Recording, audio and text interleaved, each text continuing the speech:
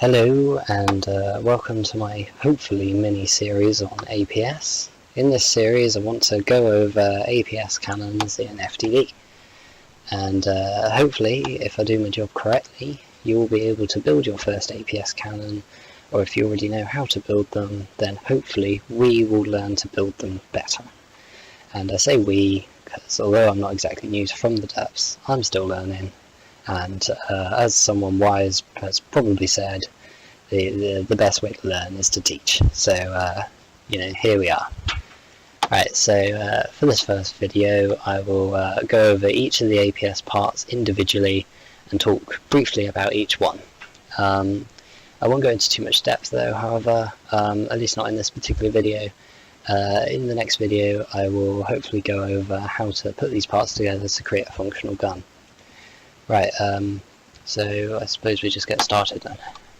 Right, so this here is the main firing piece. This is the main block of the APS cannon. And everything that you put in your APS cannon will be attached to this piece in some way or another.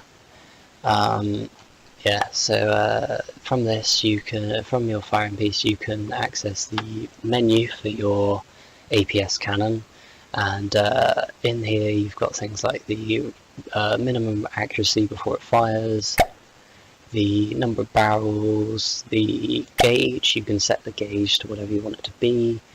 You can set the maximum fire rate in here as well, as a whole bunch of other things that I'll go over in more detail later on.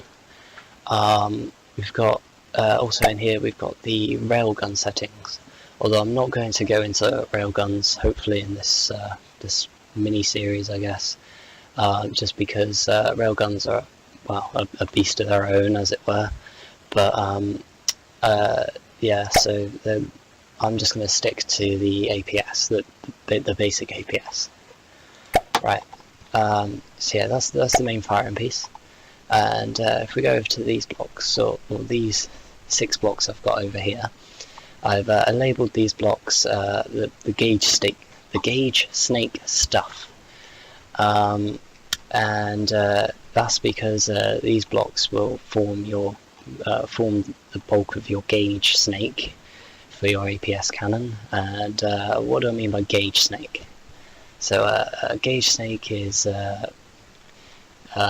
comprised of mostly these three particular blocks here: the gauge increaser, the cooler, and the left-right splitter. But we'll start with the gauge increaser, and if we take the gauge increaser, come on over to the advanced firing piece. The advanced firing piece, if you look at it now without anything attached to it, it has a gauge of 60 millimeters, as it says on the stats. And if I put a gauge increaser on the back of the firing piece, you can only attach it to the back of the firing piece, by the way. You can't attach it to the front or the sides. And the gauge increaser, if you attach one gauge increaser, the gauge has gone up to 120 millimeters. And if I add more gauge increases, the gauge will increase further, so 348, 456, and it will increase up to a maximum of 500 millimeters. At 500 millimeters, you will reach 500 millimeters with 8 gauge increases. If you add a 9th gauge increaser, it will stay at the gauge of 500 millimeters. So there's no point in adding any more than 8 gauge increases. Right, so that's the gauge increases. Moving on to the coolers. The coolers are very similar to the gauge increases in how you attach them. They just attach on the end of the gauge snake. And the coolers, instead of increasing the gauge, what they do is they decrease the time that the gun takes to cool down. This is especially useful for guns that fire, or APS guns that you want to fire more quickly, or guns that you want to fire, especially at higher gauges as well. because higher gauges require more cooling. So you'll need more of these coolers. But yeah, the coolers do not increase the gauge, they just increase the cooling. If you've got a slow enough firing gun at a low enough gauge, you can sometimes end up not needing any cooling vents. Right, moving on to the next piece, we've got the left, or well, its official name is the left-right splitter, but I call it the T-piece. I refer to it as the T-piece because, well, it's T-shaped. And it's similar to the gauge increaser and the cooler in that it is part of the gauge snake, but except it's got 3 faces instead of 2, or 3 bits where you can attach to it instead of 2. This is useful because if I put this on the end, you can see that instead of continuing this gauge snake along in a straight line, I can then continue this gauge snake off at a 90-degree angle. So like this. So I've attached more coolers to the side of this gauge increaser.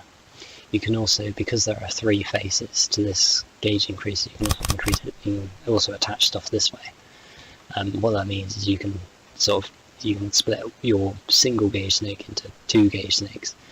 There is no limit to the number of times or the number of gauge increases, not gauge increases, the splitters, the T pieces, as it were, that you can add to your gauge snake. The T pieces are really useful because they allow you to change the direction of the snake. And this is crucial for if you wanted to fit this APS cannon inside of a turret, because you wouldn't be able to fit this into a turret if you had all of the gauge increases, all of the coolers, all in one line. You wouldn't be able to fit that inside of the turret. So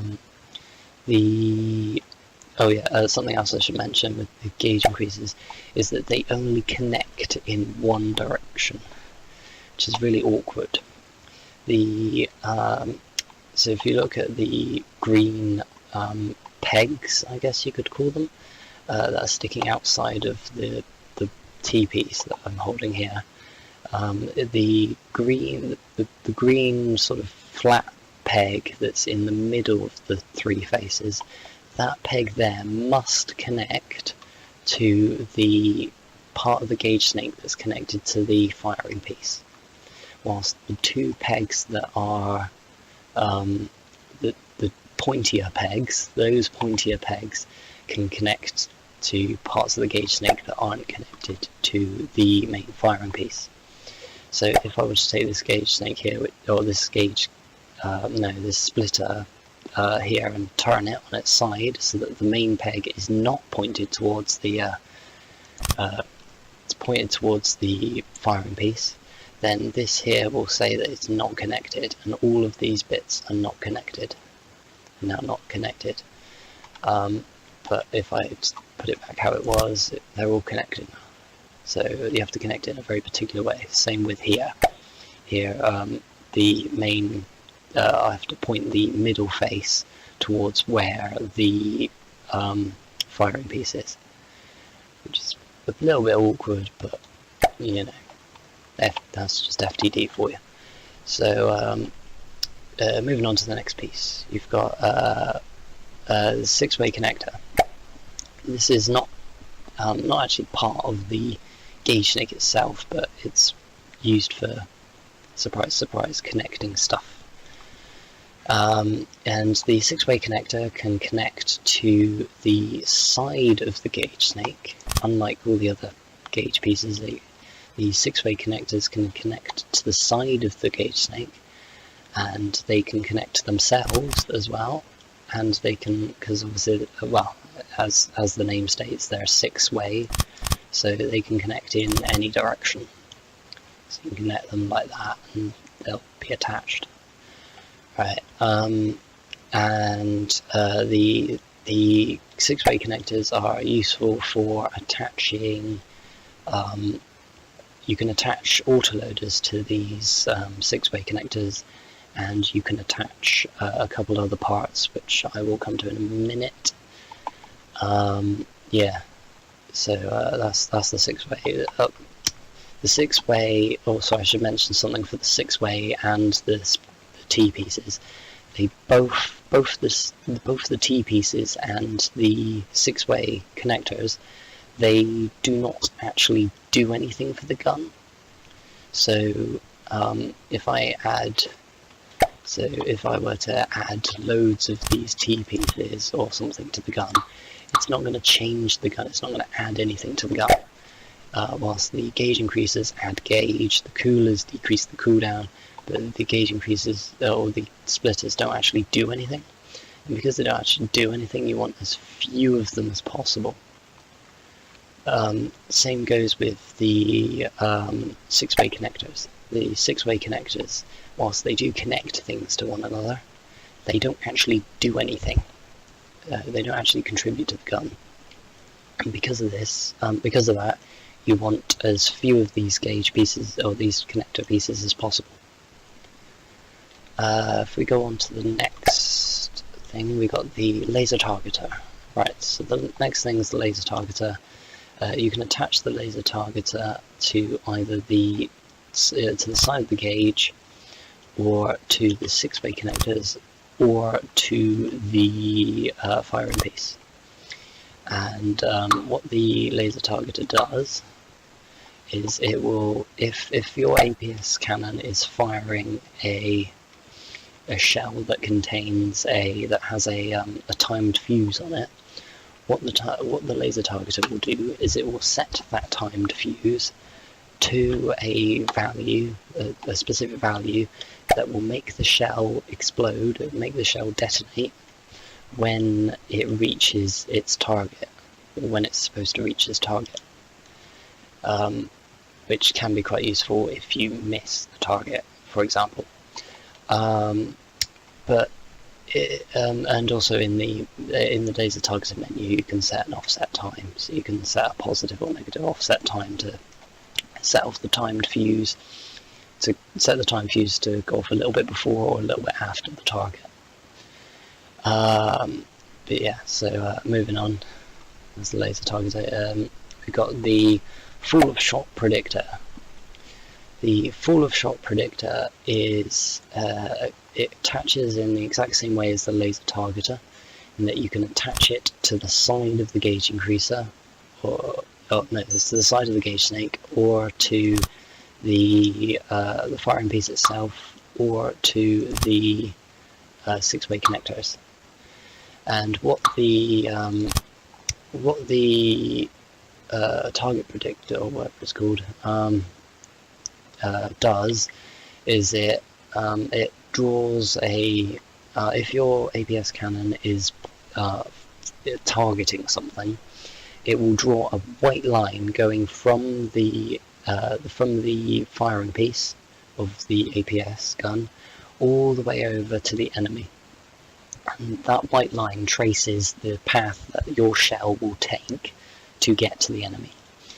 That white line is purely decorative and is not necessary for a functional gun. Right, that is all of those pieces there, so I want to be moving on.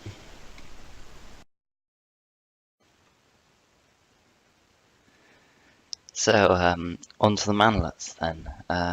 Here, this is that's what these are, and these manlets go on the front of the firing piece. They attach to the front of the firing piece, like what I've got set up here with the firing piece, and this attached to the front, and that goes for all of them. And the this is the part of the gun that gives the APS turret. It allows it to move the barrel, and the type of manlet you use determines the amount of azimuth and elevation that the barrel will have, and that varies from manlet to manlet. For this first manlet here, is the Omni manlet, the 1 meter Omni manlet. It's the first manlet there, and the Omni manlet. Is it's got equal amounts of elevation as azimuth. So the azimuth is left and right. The elevation is up and down. So the barrel can move equal amounts to the left and right as up and down. And without giving numbers, exact numbers, relative to the other manlets, the azimuth and the elevation for this are, I've said, mediocre azimuth, mediocre elevation. Moving on to this next turret, you got the second turret in the list, the elevation manlet, the 1 meter version. The 1 meter elevation manlet, it sacrifices some of the azimuth, which you would have with the Omni manlet, for some extra elevation. So you've got this has, if you use the elevation manlet, you've got more, or the 1 meter variant of it anyway, you've got more elevation than you would have with the Omni manlet, but you've got less azimuth than you would have with the Omni manlet. So without giving numbers again, we've got I've said that this has got a bad azimuth and okay elevation. So better than mediocre. Well, where okay is better than mediocre. Right, so for this next manlet, massive manlet, it's the 3x3 Omni manlet. The 3x3 Omni manlet is similar to the 1 meter Omni manlet, except it is, it measures 3x3. And as a consequence of it being bigger, you also gain more azimuth and more elevation.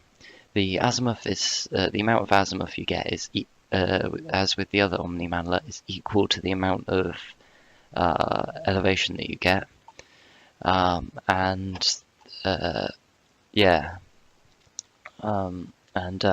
without giving numbers again, we've got okay azimuth and okay elevation. And then moving on to this next manlet, we've got the elevation manlet, the 3 meter variant or version. This one's obviously 3 meters tall, but it's only 1 block wide. This manlet here has, as you can sort of see, it's got terrible azimuth. It can't turn left and right much, but it can go up and down. The barrel can go up and down quite a bit. So the elevation is pretty good with this. Without giving numbers again, I've said that the azimuth is bad. It's terrible. And then the elevation is okay. The reason I've said it is okay is because it's pretty much the same elevation as the Omni manlet, except it hasn't got the azimuth. So yeah. And then you've got this last manlet here, which is a little strange because all the other manlets are symmetrical, but this manlet's not. It's the AA manlet, and the AA manlet is 2 blocks tall, which is a bit odd compared to the other manlets. But what the AA manlet does is it's got really bad azimuth. It's got really bad, as you would say, gun depression, I suppose. So it can't aim the gun down. It can't aim the barrel downwards very well. But the AA manlet has, it can almost aim, in terms of elevation, it can almost aim the gun directly upwards. Pretty much. You can pretty much aim the gun at 90 degrees upwards, which is obviously fantastic if you're using an APS cannon as an anti-air gun, because generally airplanes or whatnot are going to be above you. But obviously that comes at the expense of having really bad gun depression, so that the barrel can't aim downwards. Well, it can slightly, but only slightly. And the azimuth is really bad as well. It can only ever so slightly move to the left or to the right. Without giving numbers again, you've got bad azimuth and really good elevation. Obviously you've got poor gun depression with that though. What's all the other manlets give good, generally good or better gun depression. So for the usefulness of each of these manlets, I'll talk about that. The Omni manlet, the 1 meter Omni manlet, I think is the most useless manlet out of all of them, because it's mediocre at both azimuth and elevation, and you don't really need azimuth if the APS cannon is on a turret. If the APS cannon's on a turret, the turret will turn towards the opponent, meaning azimuth is not as valued or not as necessary as elevation.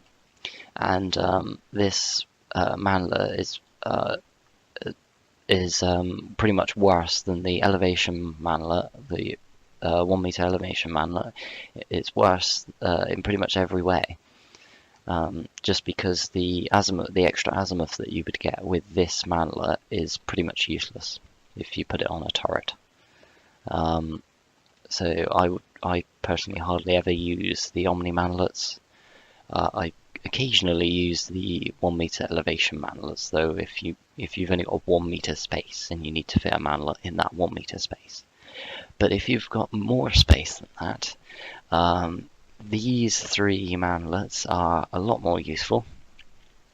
You've got the 3x3 Omni manlet. The 3x3 Omni manlet, even though you get lots of azimuth, and having lots of azimuth is not exactly necessary,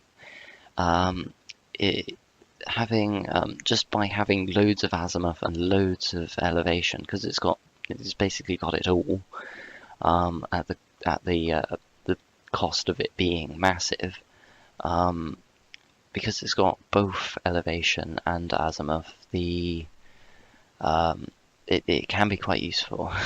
just in general, if you've got a turret that rotates quite slowly, for example, the barrel you can use the extra azimuth that you've got to rotate the barrel in the same direction as the turret is turning.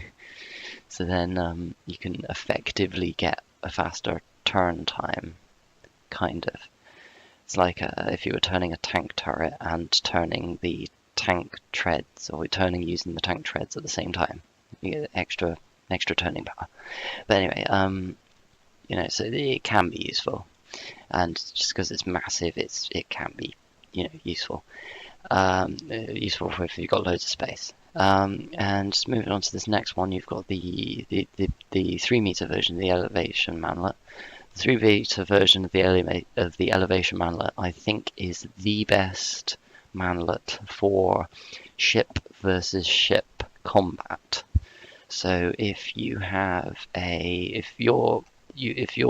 built a ship that's floating in the water, and you're fighting an enemy that's also floating in the water, both you and the enemy will be roughly the same height. So you need some elevation. You're going to need some elevation for if your boat rolls a little bit because you're turning, or if you catch a wave or something. Then having a bit of having the gun depression to be able to aim downwards if your ship rolls away from the opponent, and being able to aim upwards if your ship rolls towards the opponent is quite advantageous with the elevation manlet. So it's, in my opinion, the most useful. And if you're going with multiple turrets, multiple APS cannons on the same turret, then having the elevation manlets are quite handy, because you can put elevation manlets right next to each other, because they are only 1 block wide, so you can fit them into a turret much more easily. And you've got the AA manlet. The AA manlet is pretty good. It's not very good for ship versus ship combat. Well, I mean, it's okay, but if your ship rolls away from the opponent, and your gun needs to aim downwards a little bit to compensate for the fact that your ship has rolled a little bit, then the AA manlet might not be able to do that. And if it doesn't do that, then the gun will just stop firing, which is obviously not a good thing. You do, however, with the AA manlet have incredibly good, as I've said before, you've got incredibly good elevation. So if you're below the target, or even if if you're fighting an aircraft or something and the aircraft flies overhead, you can still shoot them, which with the other manlets you'd struggle to be able to do that.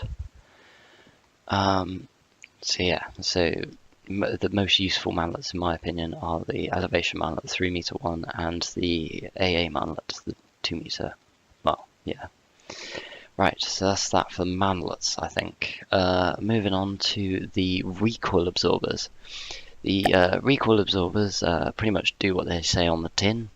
They absorb recoil from the gun, and they attach to the gauge snake. They attach to the gauge snake, which and they absorb an amount of recoil. The longer the recoil absorber, the more recoil it absorbs. So this here is a 1 meter recoil absorber. This here is a 2 meter recoil absorber.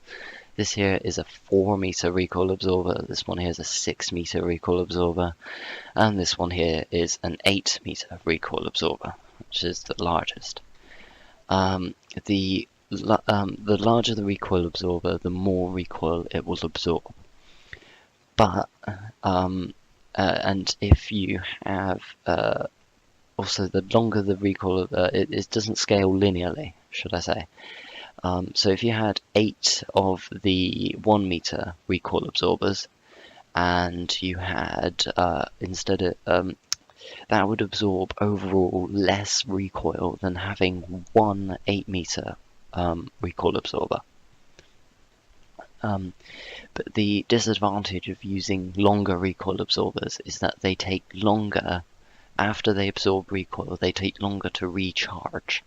So whilst yes, the 8 meter autoloader will be able to absorb much more recoil, the 8 meter autoloader will take several seconds, perhaps, to I don't know exactly, to recharge, to be able to take another absorb more recoil.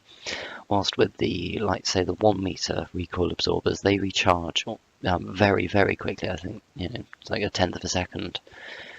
They charge extremely quickly, and so they're able to take on more recoil. They're able to absorb more recoil because they come back more quickly, and that's really useful for a rapid fire gun, or a gun that fires relatively quickly.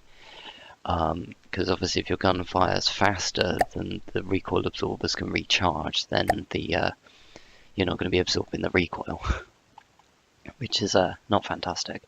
So you want to use the longest possible recoil absorber that you can for whatever rate of fire that your gun has, but you want it to be short enough at the same time as well that that the recoil absorber recharges before the next shot. Right, okay, so that's it for those two, and be moving on around to this side. So now for the autoloaders and the parts associated with them, so to go along with the autoloaders. Right, so to start off with, we've got this ammo input feeder, and I'll cover what this does. And the ammo input feeder, what it does is it's what takes the ammunition from the ammo storage that is on your craft, and it will turn it into a shell that you've specified, into a custom shell, and then it'll put it into whatever it's connected to. So if it's connected to an autoloader, or if it's connected to a clip, it'll put a shell in whatever custom shell you tell it to do. So it'll put it into that, and it will take some of the ammunition from your ship.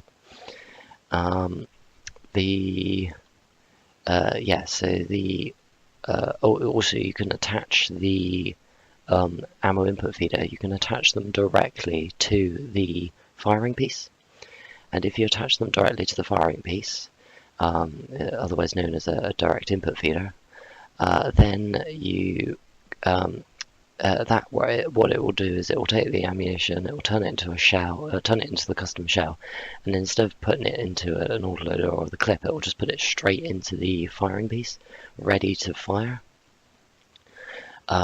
which is okay for very, very small guns if you want to build a very, very small gun, but it's not very good for anything other than a very, very small gun, because by putting the ammo intakes directly onto the firing piece, it loads ridiculously slowly. Yeah, so you're going to get a really, really slow firing gun, which is generally undesirable. Yeah, so with the ammo input feeders, if I go on over to this ammo input feeder here, which is attached to this clip, this ammo input feeder, if you open the menu on it, it allows you to choose one of the custom shells that you've got built on your vehicle. Currently I've got it set up to whatever this shell is here, and it's what it's doing is it will take, as I said before, it will take the ammunition, it will take whatever ammunition that shell requires from your ship's ammo. It will then turn it into a shell, and for this particular shell it's going to take every 2.6 seconds. So it does that every 2.6 seconds. So every 2.6 seconds it's taking ammo from there, turn it into that particular custom shell, and then it's loading it into this clip, as you can see there. And yeah, so that's I think that's everything for the ammo input feeders. Then we've got the autoloaders, so I want to move on to the main autoloaders, which we were talking about just now. So the autoloaders, what they do is they take ammunition that's available to them, any shell that's available to the autoloader, whether that is from an ammo input feeder that's directly connected to the autoloader, or whether it's a shell that's inside a clip that's connected to the autoloader. It will take that shell and it will load it into load it into an APS, or load it into a gun if it's connected to that gun. So if you have to connect the autoloaders to either the gauge snake, or you can connect it to the 6-way connectors, or you can connect the other option, the third option for autoloaders. You can connect autoloaders to autoloaders as well. So if you have like a whole bunch of autoloaders like what we've got here, and they're all connected to each other, then only one of these autoloaders needs to be connected to the gauge snake or the 6-way connector, and all of these autoloaders will be connected. Yeah. So, and what the autoloader, so the autoloader just will take a shell that it's got available to it, and it will load it into the gun. The speed at which it loads the shell is generally faster than having an ammo intake directly attached to the firing piece. So it's faster to have an autoloader put the shell in rather than have the ammo intake put the shell in. So that's why autoloaders are useful. As you can already kind of see, there are various lengths of autoloaders, for the normal autoloaders anyway. So we've got the 1 meter autoloader, which is this first autoloader, which is the bog standard basic autoloader, 2 meters, 3 meters, 4 meters, 6 meters, and 8 meters. The different lengths of, the longer the autoloader, the longer the shell it can fire. So an 8 meter autoloader can fire an 8 meter long shell, whilst a 1 meter autoloader can only fire a 1 meter long shell, and so on for everything in between.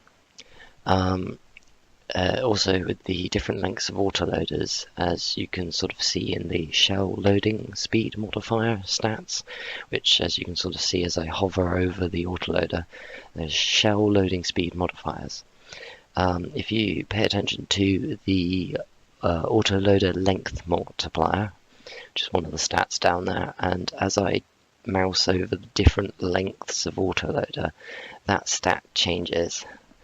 So with a 1 meter autoloader, it's just an autoloader length multiplier of 1, and then it goes that value decreases 0.71, 0.58, 0.5, 0.41, and then at 8 meters, it's the lowest it'll ever be, which is 0.35. And what that means is it will load a shell. An 8 meter autoloader will load a shell. If you have a 1 meter autoloader and you have an 8 meter autoloader, and they're both loading the exact same shell, then the 1 meter autoloader will load it much more slowly than than the 8 meter autoloader, just simply due to the autoloader length multiplier. Right, I think that's everything for the autoloaders, the ordinary autoloaders. There is a special autoloader, which is this autoloader here. It's a belt-fed autoloader. The belt-fed autoloader, that one there, is special for a number of reasons. If you look at the stats that we were looking at just now for this particular autoloader, the belt-fed autoloader has a 0.2 modifier in there. And that 0.2 modifier is really, really good. Like if you remember the 8 meter autoloader, which is ridiculously long, is 0.35, and that's, for the length multiplier. And for this 1 meter belt-fed autoloader, it gets a 0.2 modifier, which is really, really good, obviously. But obviously, that comes with some disadvantages. If it didn't, that would be really, really broken. That comes with some disadvantages if you haven't noticed that already. If you haven't noticed already, the sides of the belt-fed, there's only one side of the belt-fed which can accept or can have a clip on it. So this side here can have a clip, so you can only have one clip on this belt-fed autoloader, whilst on these autoloaders you can have more than one clip. And if you have more than one clip, you do get extra bonuses for speed, for how fast the autoloader loads a shell. So with the belt-fed autoloader, you can only have one clip. And then also another disadvantage with belt-fed autoloaders is that you cannot reload the autoloader when it's firing. When the autoloader is firing, so it's putting shells from the clip into the firing piece, you cannot load shells into the clip using an ammo input feeder. And that is a huge disadvantage for the belt-fed autoloader, because that means the clip for the belt-fed autoloader, it won't reload until it's emptied the clip. So that means if you've got, say you've got one clip on there and it fires all the shells in that clip for in the span of like 30 seconds, then you will have a really, really good fire rate for those 30 seconds. But then after those 30 seconds, the rate of fire drops to 0 because you've got no shells loaded. The belt-fed cannot fire unless the clip is fully loaded, or it cannot start firing unless the clip is fully loaded. So you've got, with the belt-fed autoloader, you've got a reload phase, you've got a firing phase and a reload phase almost. And whilst with all the other autoloaders, you can reload and fire at the same time, which is a huge advantage, especially on larger guns. With smaller guns, belt-feds are the best. Nothing beats belt-feds with smaller guns, and if you are in a situation where you do not need to use your gun for longer than 30 seconds, well then belt-feds have no disadvantage then, do they? As opposed to the normal autoloaders. Normal autoloaders are good for if you need to fire your gun for longer than 30 seconds, which generally you do. So generally only on the smallest of guns do you want belt feds. Longer autoloaders are generally the way to go for anything that's like a medium-sized gun or up. Just for comparison, that gun in the middle there is a small gun. That's a small gun that runs on belt fed. This gun here has belt fed autoloaders, and that's a small gun. So you want larger guns. If you've got larger guns, you want to use the larger, or you generally want to use the larger autoloaders. Not always, but generally. Right, so I think that's all for the autoloaders. Moving on to the clips, which I've mentioned a few times. The clips, there are two types of clips. There are normal clips, which are these, and there are solid clips. The normal clips, which are, as you can sort of see, are see-through. These you can see into these clips, and that's what type of clip this clip here is. So it's a see-through, just a normal ammo clip. And because it's see-through, you can see the shells inside of the clip. And whilst that can look pretty cool and everything, you can see the shells that the ammo input feeder is put inside of the clips. Which, yeah, the reason that you wouldn't want this though is because this, if you've got a gun with thousands of these shells, all in clips, and then you don't want to have the see-through shell. You don't want to have the see-through ammo clips because the game will have to render every single one of those ammo clips, which, or not ammo clips, the shells inside the ammo clips, which can create a lot of lag, which is generally undesirable. So it's generally preferred. Generally, you want to go with the solid clips. Because you can't see inside of these, and the game doesn't have to render the shells that are inside the clips. They function in the exact same way. You just can't see the shells inside the clips. There is another difference between the solid and the normal clips, and that is in terms of stats. In terms of the stats, so if we look at the ammo clips here, we've got the 1 meter ammo clip, the normal ammo clip here, we've got the solid 1 meter ammo clip here. Just look at these two. So you've got a health of 100 and a health of 100, that's the same on both of them.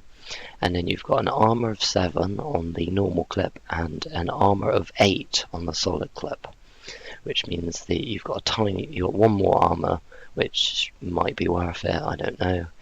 It's hardly worth it, but at least it's a buff. Another thing to note is the weight. The weight of a solid clip has a weight of 10 as opposed to the normal ammo clip, which is a weight of 5. Not that the weight usually makes a difference, but it's probably, maybe on a little aircraft or something, maybe that mass will make a difference. I don't know. But usually the mass really doesn't make a difference, especially on a boat where you can have loads and loads of mass, and it really doesn't matter. Yeah, so the mass of the autoloader generally doesn't really matter, even though the solid weighs more. So if you ignore the extra mass, the armor just increases by 1 point, which is always a good thing. I mean, it's probably not going to make a difference if it gets hit, but just in case it does make a difference, you might as well go with the 1 extra armor point. Right, so yeah, I think that's pretty much it for clips. Moving on to the ejectors. Ejectors are these funny things, these funny looking things. If I grab an autoloader, 1 second,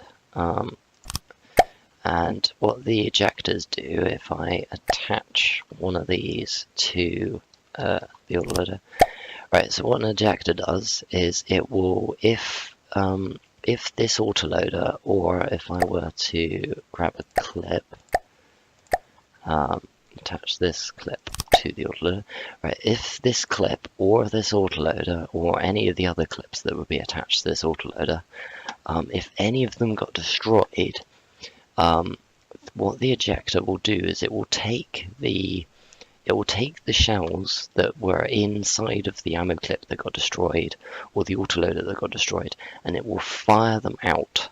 This particular ejector will fire them out sideways, so it'll fire it out that way. It'll fire it out into the water, which is, cool. If you do not have an ejector and you have a clip or an autoloader that has shells in it, and that clip or autoloader gets destroyed, then it will explode spectacularly, probably destroying the entirety of your turret, which is generally not a good thing. So ejectors are a way of avoiding that.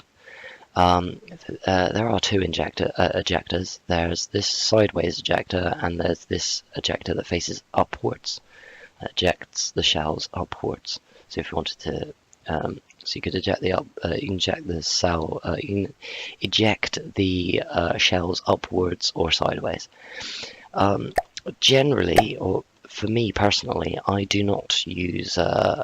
I don't really bother with the ejectors, because whilst yes, they can stop your gun from exploding and consequently the rest of your ship from exploding, then the ejectors themselves, they don't actually do anything. If your gun does not get hit, the ejectors themselves don't actually add anything to the gun, which they just take up space. They're just kind of a waste of space.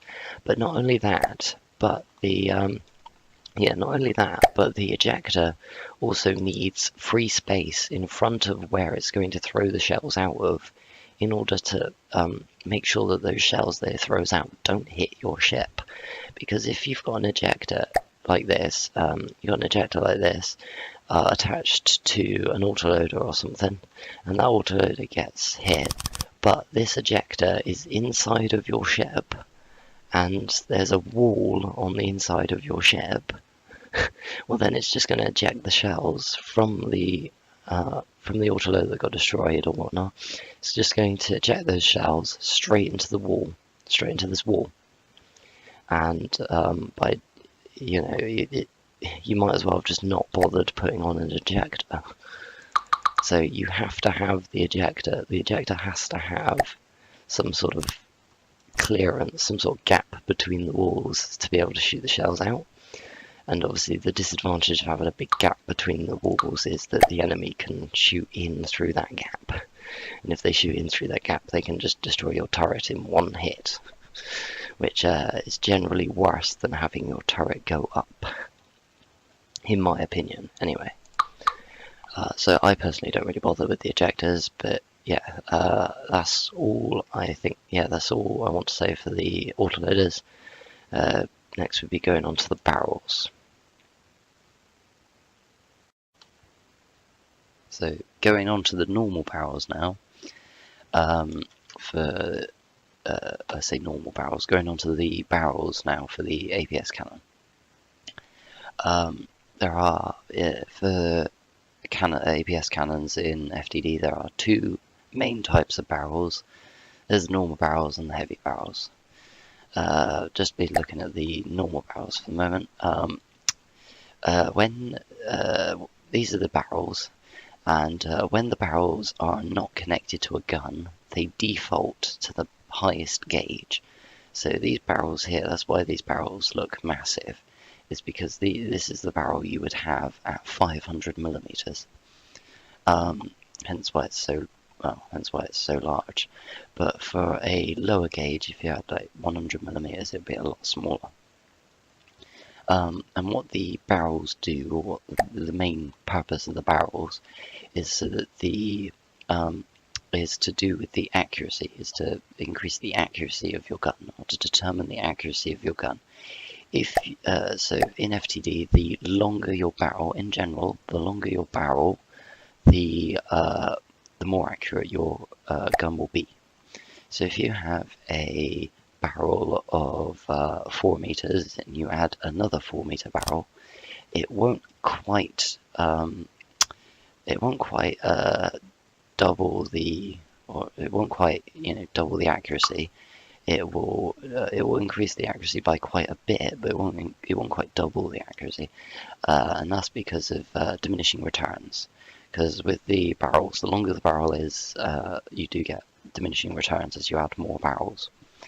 So if you have a 12-meter long barrel and you add another 4-meter barrel to it to make it 16 meters, then you will it will increase in accuracy, but the increase in accuracy won't be as much of an increase as from going from a 4-meter barrel to an 8-meter barrel. So yeah. But with longer barrels in FTD, strangely, there's no disadvantage to having longer barrels in FTD, which is really quite weird, because if you have a 50-meter long barrel, which is really stupidly long, or a 100-meter long barrel, some really stupidly long barrel, you will have really good accuracy, and there's pretty much no disadvantage to that. Apart from maybe the barrels would be a bit heavy if you made it that long, but there's almost no disadvantage to making really long barrels. Apart from the fact that really stupidly long barrels look stupid. If you make a really long barrel, it really looks weird, doesn't it? Whilst if you make a reasonable length barrel, it doesn't look too bad. But yeah, in general in FTD, there's the longer the barrel, the more accurate. So it's I don't really agree with it, but there you go. So I don't really agree with the system in FTD currently. They should really change it, but that's how it is at the moment. So the longer the barrel, the more accurate. Heavy barrels, I did mention earlier, heavy barrels exist as well. They work in exactly the same way in terms of accuracy as the normal barrels. So 4 meters, if you had 8 meters for heavy barrels, that will be the same as having 8 meters in normal barrels in terms of accuracy, and so on and so forth. The only difference between the heavy barrels and the normal barrels is the stats. The stats, if we look at this is the barrel, the 1 meter normal barrel, and this here is the 1 meter heavy barrel. If you look at the stats, the health, armor, and weight, you got a health of 350, an armor of 15, and a weight of 40 for the normal barrel. Whilst on the other hand, for your heavy barrel, you go up to a health of 900, which is, what's that, 400? No, it's 550 health increase. And then you're going from 15 armor up to 25 armor, so you're getting an extra 10 armor, which is quite a huge increase, quite a huge step up. And also the weight of the normal barrel is 40 there, whilst for the heavy barrel it goes up to 200. So these barrels are very heavy. Well, they can get very heavy anyway. And the reason you'd want to maybe use the heavy barrels is because even though they are much more expensive as well, this only costs 20 resources, whilst this costs 70 resources. The reason you'd want to use the heavy barrel is because because of the increased health and the increased armor. By having the increased health and increased armor, you in theory the barrel can take more hits before it's destroyed, whilst your normal barrels would just get destroyed more easily potentially. Although you do have to factor in the fact that the heavy barrels cost more as well. So if you've got a big, the main gun on your ship, then using heavy barrels is probably not a bad idea for the main gun on your ship. But if you are if you're choosing the barrels that you want to use on an AA gun or something, or a small APS gun, then you probably want to use the normal barrels, because, well, it's going to be really expensive if it gets destroyed, and it's not going to be very worthwhile if you put heavy barrels on your AA gun or something, is it, on your little secondaries? So yeah, so it's not only really expensive, but and it's also going to be really heavy as well. You know, so it's not really worth it. But on your main gun, where if the barrels on your main gun get destroyed, it's not, you really don't want that to happen. So using heavy barrels on your main gun is probably not a bad idea. Or, if you've got multiple main guns, then perhaps. Yes, there's also in here, in this menu, you can see you've got heavy barrel starts and heavy barrel ends. And those exist because if you look at the normal barrel, at the moment what I've got set up here is a normal barrel, a heavy barrel, heavy barrel, heavy barrel, normal barrel. So 3 heavy barrels and a normal barrel on each side. And you can see, if you look at the gap in between the heavy barrel and the normal barrel, you can see there's sort of a bit of a jarring edge there, where the diameter of the barrels changes quite dramatically. If you don't want that, because it looks ugly or whatnot, then you can use the heavy barrel ends and heavy barrel starts. And what it does is it smooths out for you, so it looks less bad, perhaps. Yeah, the heavy barrel start and the heavy barreled end, I should mention, they both have the same stats. They both have the same stats as the normal heavy barrels, so they are purely aesthetic. They just work, these 2 barrels work identically to one another, except, they just look aesthetically different. Right, so that's it for the normal barrel, well, for the main sort of barrels that you're going to have on your gun. There are 2 extra special barrels as well. So we start off with the first barrel. This is a Bore Evacuator, which is this barrel here. The Bore Evacuator is an interesting barrel because it works, in terms of accuracy, it works the same as a 1 meter barrel. In other words, it will improve the accuracy of your gun, but it'll only improve the accuracy by, 1 meter, by extending the barrel by 1 meter. So it's going to make hardly any difference whatsoever to the accuracy. But the main reason you want to be using the Bore Evacuator is because if you look at the stats, not the health, armor, and weight, but below that, and look at the cooldown modifier. It says cooldown modifier 0.9. What that means is it will get rid of 10% of your of the cooldown time that your gun would take. So, which is pretty good, and there's pretty much no disadvantage to this. So, the Bore Evacuator, you pretty much always want to be using the Bore Evacuator on your gun if your gun requires coolers. If your gun requires more than 0 coolers, then you should be using a Bore Evacuator to reduce the amount of coolers required to make that gun fire, or at the rate that you want to fire it at. The disadvantage of the Bore Evacuator is the only disadvantage of it that you could sort of say is that because it's only a 1 meter barrel, it only has the health of a 1 meter barrel instead of having the health of like a 4 meter barrel. So a 4 meter barrel will take loads of hits to get destroyed, whilst a Bore Evacuator won't take, it might only take 1 hit and it'll be destroyed. So bearing that in mind, you need to make sure that the Bore Evacuator is on the end of your barrel. So if this is your barrel and this is the end, so you want to put the Bore Evacuator at the end of the barrel. That is so that if the Bore Evacuator gets hit, if your barrel gets hit and the Bore Evacuator gets destroyed, then it won't affect the rest of the barrel. So in other words, the gun will still remain effective, which is pretty important.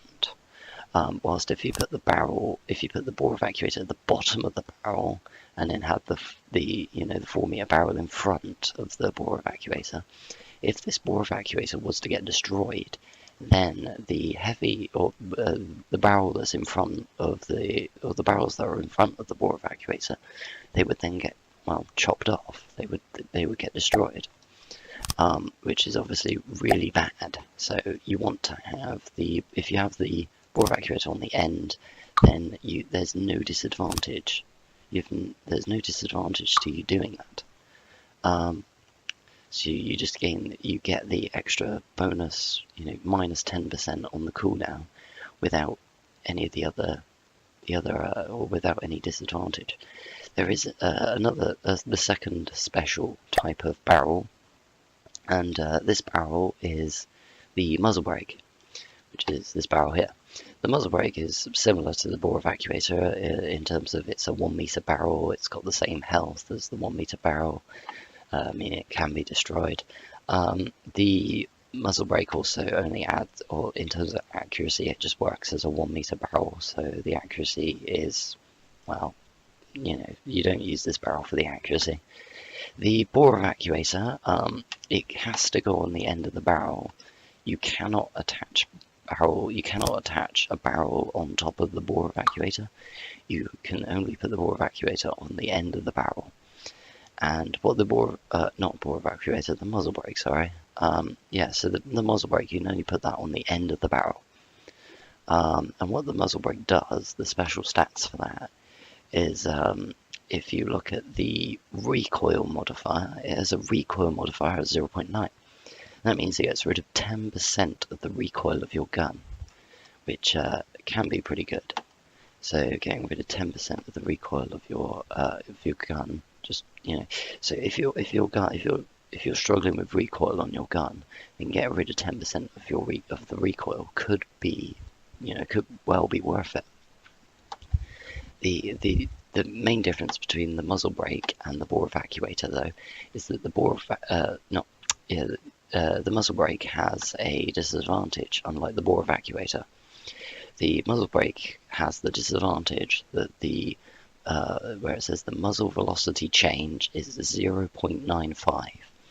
That means that the speed of the shell that gets fired out of the gun, it will have 5% less speed. It will take 5% of the speed away, which can be, which is not much of a disadvantage, but it is enough of a disadvantage that I personally don't bother using the muzzle brakes. If you can manage the recoil of your gun, then the muzzle brake, the upside of the muzzle brake, is pretty much non-existent. Whilst no matter what you do, the downside of the muzzle brake is always going to be, there. So I personally don't really like using the muzzle brakes, but if I've built a gun that's got major issues with knockback, then the muzzle brake might help a little bit. And I mean, losing 5% speed is not the end of the world, but it could be the difference between hitting an opponent and missing. So yeah, that's it for the barrels, which are much simpler than everything else so far. Yeah. So finally, now the ammo customizers. These are what allow you to create the custom shells for your APS cannon. So the ammo customizers are these things here, and there are 3 things in here. Those 3 things are the ammo controller, which is like the main bit, the ammo customizer, and then there's the ammo customizer thing here, which contains 2 segments of a shell that 2 customizable segments of a shell that you can use, and then there's a 1 segment variant of it as well. If you want an odd number of segments, then you just use however many. You just stick 1 of these on the end. So anyway, if you attach these together, you can get a shell, or you get something like this, where you can. This here is 6 segments long. This is a 6-segment shell, and if I open the menu for this shell, it shows me all the menus for customizing the shell. I'm not going to go into customizing the shell because that's pretty much an entire video in of itself. So this particular shell is just some random shell that I put in. 6 segments long, and to to put the pieces together to get to that ammo customizer, all I've done is I've taken the ammo controller, and to attach these things to each other, you can see that the ammo controller has a green peg, as you can see on the right there. There's a green poking out peg thing. That thing there will connect to you. You want to know where that's poking out of, because now if you grab a shell customizer, so if I want to make a 6-segment long shell, I want 3 of these 2-segment shell parts. And for the ammo, for this ammo customizer, you can see that there's a flat peg which is on the left and a pointy peg on the right. The flat peg needs to be connected to the ammo controller, or needs to be connected to that peg on the ammo controller, and then this will be connected. And then to connect more, I connect it in the exact same way. So I connect the flat side to the end of that, and I connect that to that. So all connected in a row. And all 3 of these are now connected to the ammo controller. And what I can do now for this brand new shell I've made here, if I open it up, it will by default it just creates, it sets all of the components to gunpowder. If I want to, create a shell, so if I put high explosive on it. So there you go. There's some random shell that I've created. This custom shell here, you can now take this custom shell here and put it. If you tell an ammo input feeder to load this shell, it will try to load this shell into whatever it's attached to. So if it can fit this shell inside of a clip or inside of an ammo input feeder or whatever the feeder is, whatever it's attached to, then it will load this shell into the gun, and then the APS gun can then fire this shell here. So yeah. Obviously, there's with the ammo customizer, there's lots and lots of customization that you can do with the shells. There's lots of things you can do, and I'm not going to go into that now. Also, just towards the end of this video, I was going to mention the railgun parts briefly. The only reason I'm mentioning them is because in the advanced cannon advanced cannon menu, they're sat there. And these railgun parts, these 3 parts, are those 3. I'm not going to explain what they do, but they are only necessary for creating railguns. Yeah, I'm not going to go into too much detail with them. I haven't had, well, I've built a couple railguns in the past, but I never really have too much luck with railguns, so I tend to end up sticking with the normal APS anyway. The normal APS cannon stuff anyway. But yeah, railguns exist if you want to play around with them.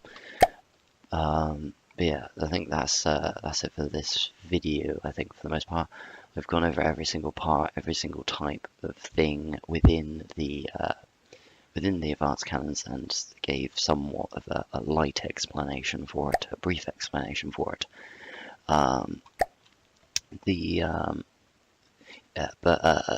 Obviously that's just scratching the surface with APS cannons. You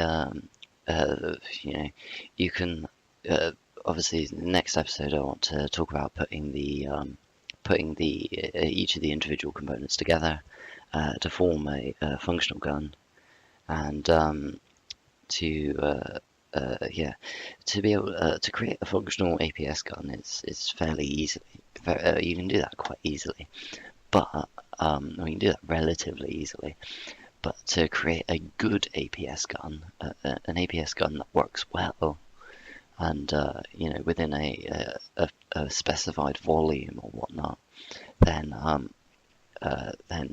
that takes some effort, that takes some doing, and you'd be looking at eventually creating some sort of thing like this where you can compact an APS gun into a nice, relatively cylindrical turret like this. And if I exit build mode 1 second and go fire the suppressive gun, but yeah, so that's ultimately the goal with this tutorial series. And yeah, so thank you for watching this particular video, or this particular first video, and I suppose cheerio. Hey.